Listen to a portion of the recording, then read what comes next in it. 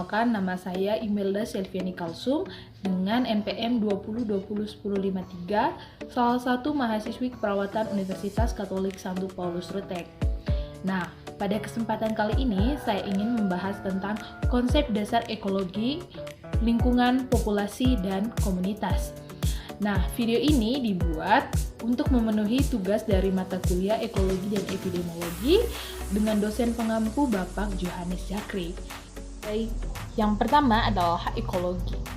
Ekologi secara etimologis berasal dari bahasa Yunani, yaitu oikos yang berarti rumah tangga, dan logos yang berarti ilmu pengetahuan. Jadi secara harfiah, ekologi adalah ilmu yang membahas tentang rumah tangga makhluk hidup. Ekologi juga mengungkapkan secara utuh menyeluruh pola tatanan dan hubungan timbal balik antar makhluk hidup dan sesamanya dengan lingkungan hidupnya. Adapun beberapa pengertian ekologi menurut beberapa ahli.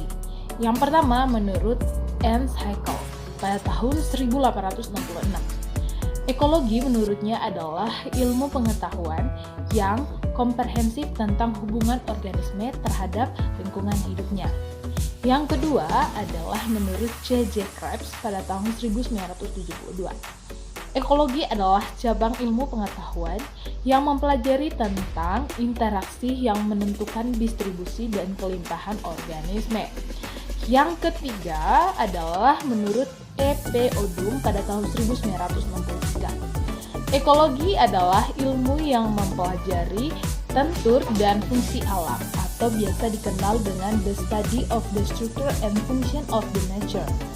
Yang kedua adalah ruang lingkup ekologi. Adapun beberapa tingkatan dari makhluk hidup yang terdiri dari tingkatan terendah hingga tingkatan tertinggi. Yang pertama adalah protoplasma. Protoplasma adalah zat hidup dalam sel yang terdiri atas senyawa organik yang kompleks seperti lemak, protein, dan karbohidrat. Yang kedua adalah sel. Sel adalah satuan dasar suatu organisme yang terdiri dari protoplasma dan inti yang terkandung dalam membran. Seperti sel darah merah, sel darah putih, dan lain sebagainya. Kemudian yang ketiga adalah jaringan. Jaringan adalah kumpulan sel yang memiliki bentuk dan fungsi yang sama. Misalnya jaringan tulang, jaringan otot, dan jaringan lainnya. Kemudian selanjutnya adalah organ. Organ adalah bagian dari suatu organisme yang mempunyai fungsi tertentu. Misalnya seperti ginjal, jantung, otak, paru-paru, dan lain sebagainya. Selanjutnya adalah sistem organ.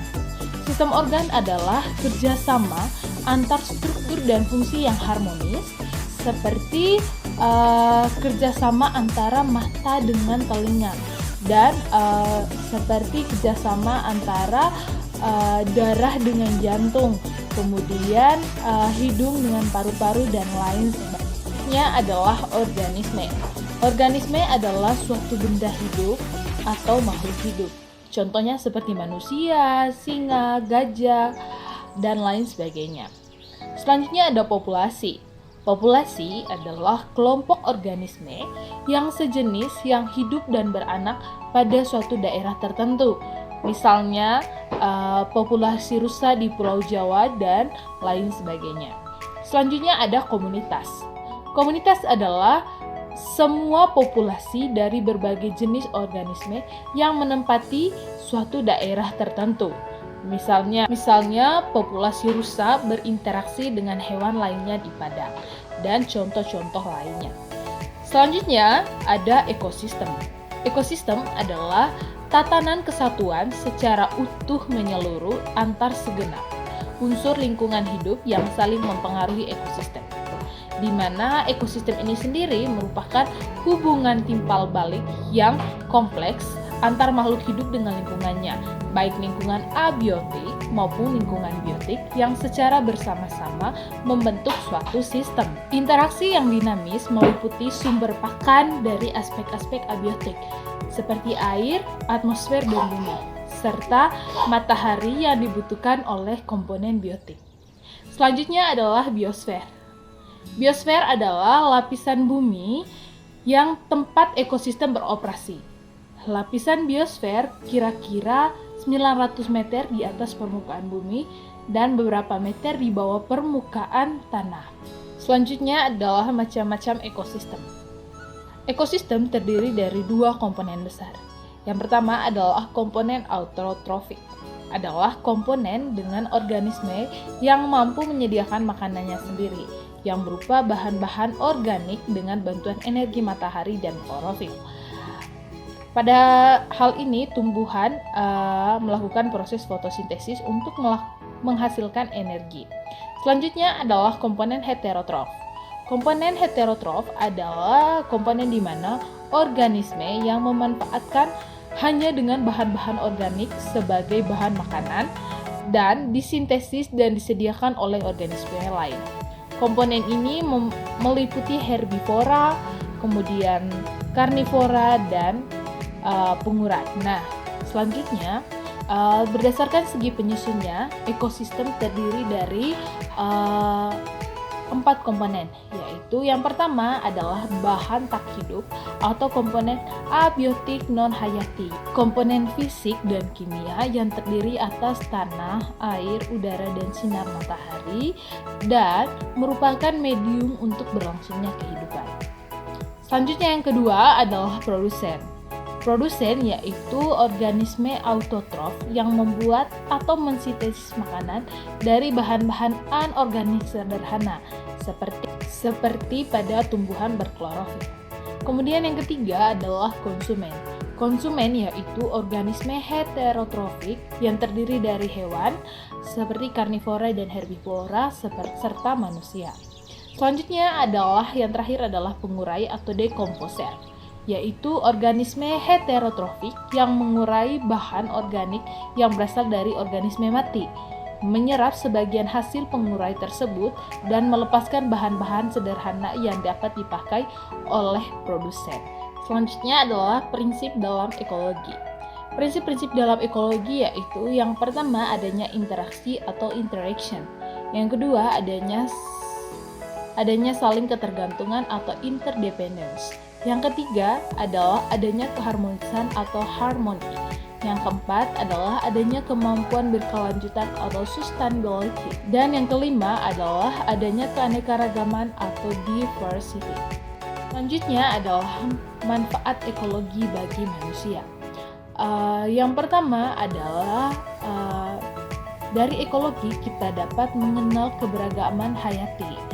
Maka manusia dapat memahami berbagai makhluk hidup dan hubungannya dengan tempat tinggal. Seperti contohnya, bagaimana seekor unta dapat bertahan hidup pada suhu ekstrim yang dimana suhunya tinggi, dan seekor beruang kutub yang bertahan hidup dalam suhu yang sangat rendah.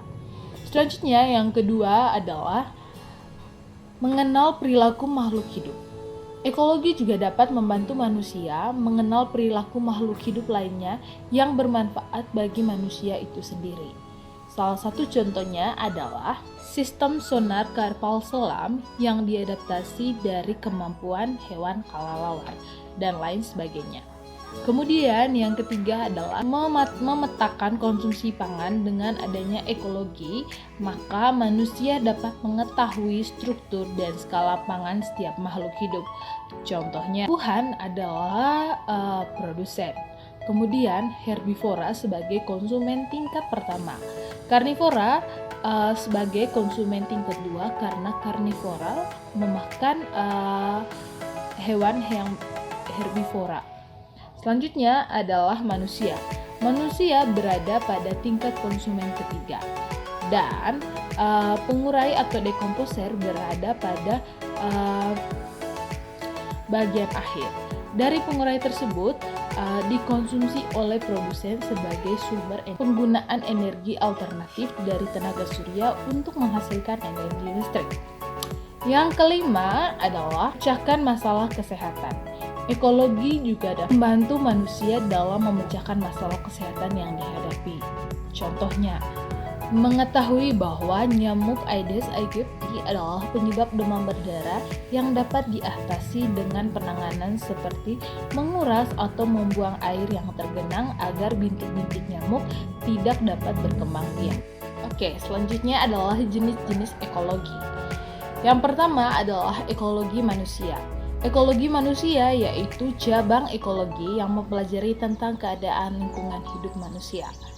Yang kedua adalah ekologi tumbuhan. Ekologi tumbuhan yaitu cabang ekologi yang mempelajari tentang tumbuhan sebagai organisme dengan mengabaikan manusia dan hewan. Ekologi hewan yaitu cabang ekologi yang mempelajari tentang hewan sebagai organisme dengan mengabaikan manusia dengan tumbuhan. Selanjutnya adalah ekologi habitat. Ekologi habitat yaitu cabang ekologi yang fokus mempelajari dan membahas tentang sifat dari suatu habitat. Selanjutnya adalah ekologi populasi. Ekologi populasi adalah cabang ekologi yang fokus mempelajari tentang hubungan antara kelompok organisme, jumlah individu, dan faktor penentu besar populasi dan penyebarannya. Selanjutnya ada ekologi sosial. Ekologi sosial adalah cabang ekologi yang mempelajari tentang hubungan antar manusia dengan lingkungan alam dan teknologi. Selanjutnya adalah ekologi bahasa. Ekologi bahasa adalah cabang ekologi yang mempelajari dan menyelidiki tentang hubungan antara bahasa dan lingkungan manusia. Dan yang terakhir adalah ekologi antariksa. Ekologi antariksa yaitu cabang ekologi yang mempelajari tentang ekosistem yang dapat menopang kehidupan manusia selama penerbangan antariksa. Adalah subpokok yang kedua yang dibahas adalah lingkungan. Lingkungan adalah segala sesuatu yang ada di sekitar makhluk hidup yang mempengaruhi perkembangan kehidupan makhluk hidup itu sendiri, baik langsung maupun tidak langsung. Lingkungan hidup adalah suatu kesatuan fisik yang mencakup sumber daya alam yang mendukung pemenuhan keperluan hidup manusia. Sedangkan menurut Undang-Undang Dasar Nomor 23 Tahun 1997, lingkungan hidup adalah kesatuan ruang dengan semua benda dan kesatuan makhluk hidup termasuk di dalamnya manusia dan perilakunya yang melangsungkan manusia serta makhluk hidup lainnya. Lingkungan hidup adalah ruang yang ditempati oleh suatu makhluk hidup bersama dengan benda hidup dan benda mati. Keberadaan lingkungan hidup sangatlah penting bagi kehidupan manusia. Apabila terjadi kerusakan lingkungan hidup, maka kehidupan manusia juga akan terganggu. Kemudian terdapat unsur-unsur yang dapat mempengaruhi lingkungan hidup, yaitu yang pertama unsur hayati atau unsur biotik. Unsur hayati yaitu unsur lingkungan yang hidup yang terdiri dari makhluk hidup seperti manusia, hewan, tumbuhan, dan jasad rendah. Yang kedua adalah unsur sosial budaya. Unsur sosial budaya yaitu lingkungan sosial dan budaya yang dibuat manusia yang merupakan sistem nilai, gagasan, dan keyakinan dalam perilaku sebagai makhluk sosial. Kehidupan masyarakat dapat mencapai keteraturan berkat adanya sistem nilai dan norma yang diakui dan ditaati oleh segenap anggota masyarakat. Yang ketiga adalah unsur fisik atau unsur abiotik. Unsur abiotik yaitu unsur lingkungan hidup yang terdiri dari benda-benda tidak hidup seperti tanah, air, udara, iklim, dan lain sebagainya. Keberadaan lingkungan fisik sangat besar peranannya bagi kelangsungan hidup segenap kehidupan di bumi. Bayangkan, jika air tak ada di bumi atau udara menjadi dipenuhi asap, tentu saja kehidupan di muka bumi tidak akan berlangsung secara wajar.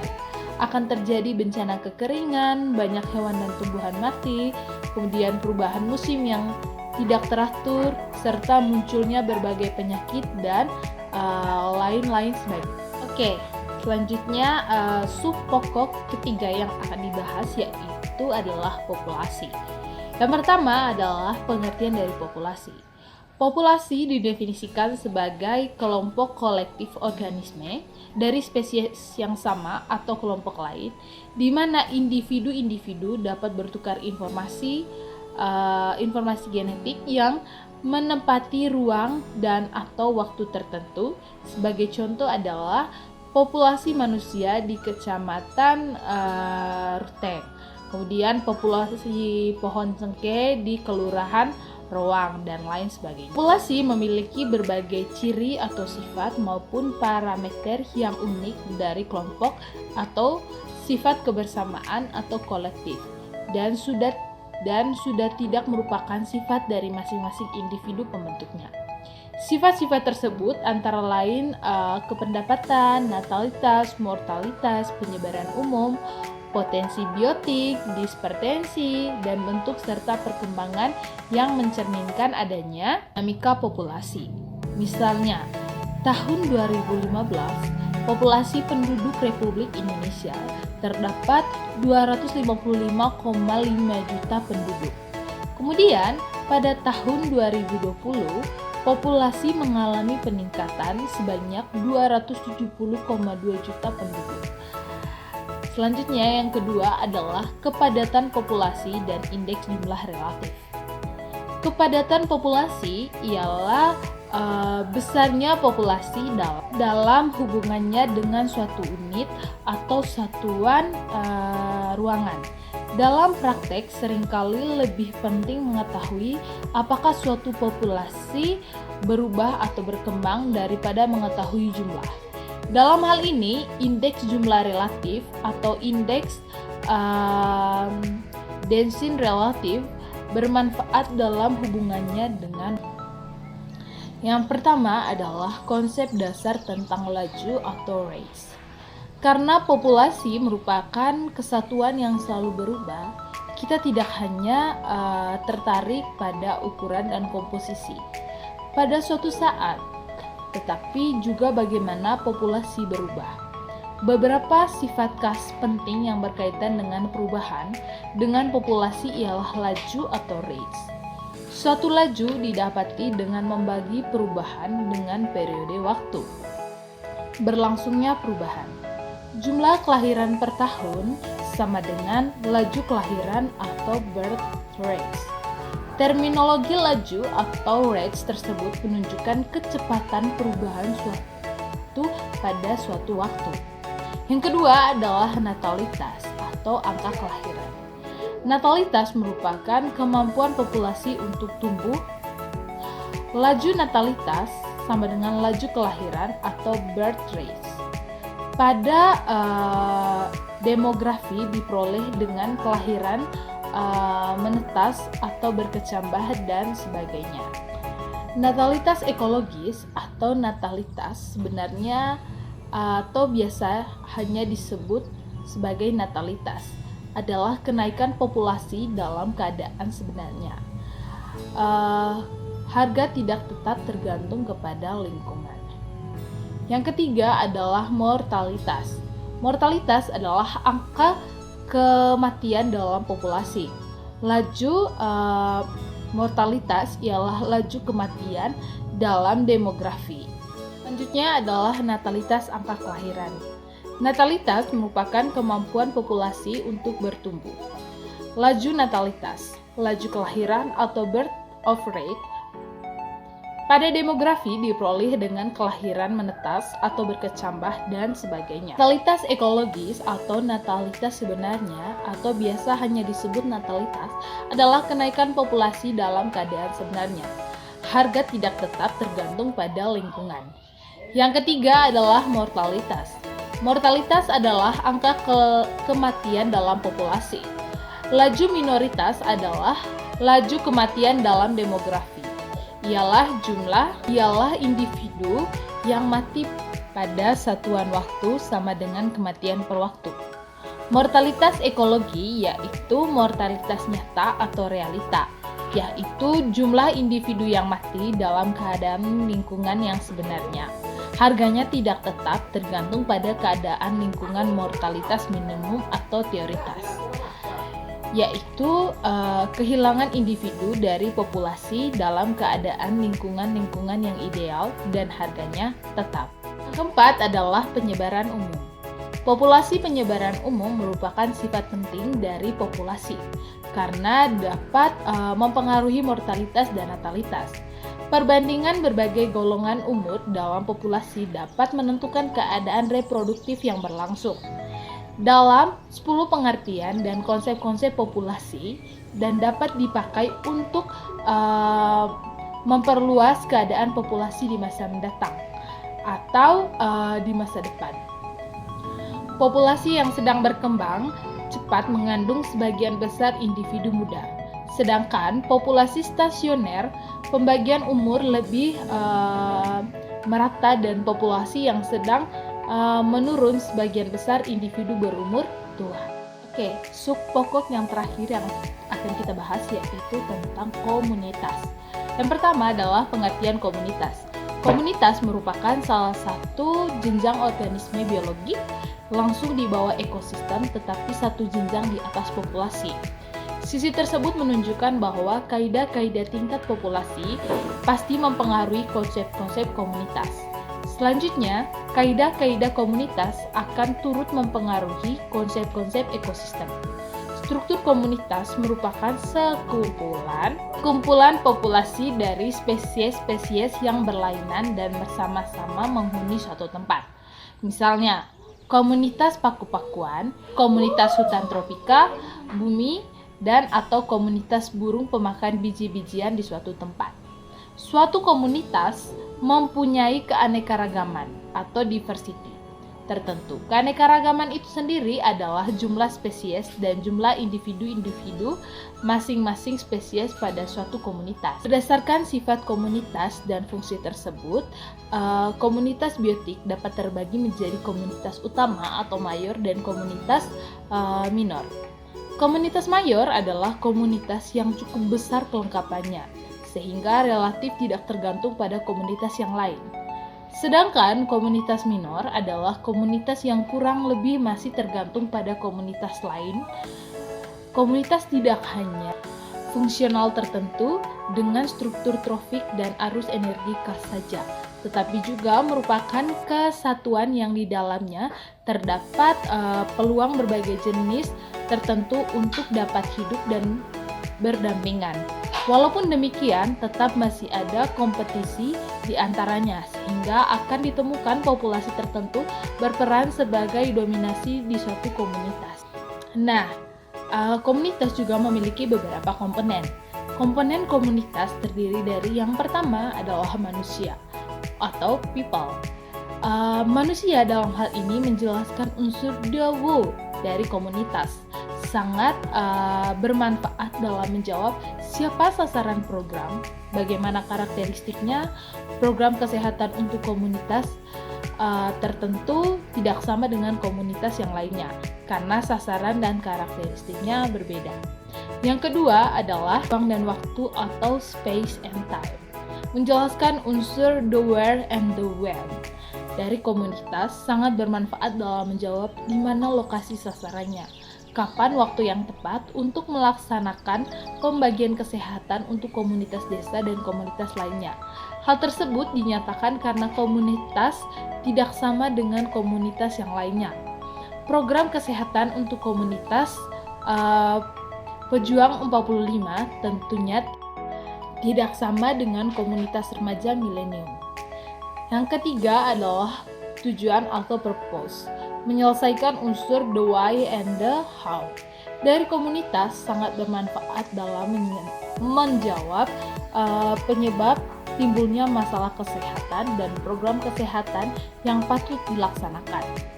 Penyebab timbulnya masalah kesehatan pada komunitas buruh tentu tidak sama dengan penyebab timbulnya masalah pada komunitas petani.